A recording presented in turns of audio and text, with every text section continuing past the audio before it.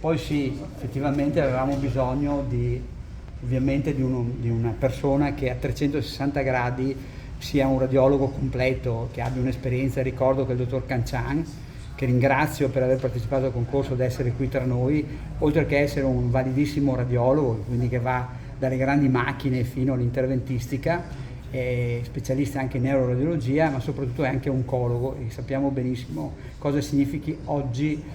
trattare patologie oncologiche e avere un radiologo che ha anche queste competenze. Quindi io lo chiamo, una squadra ha bisogno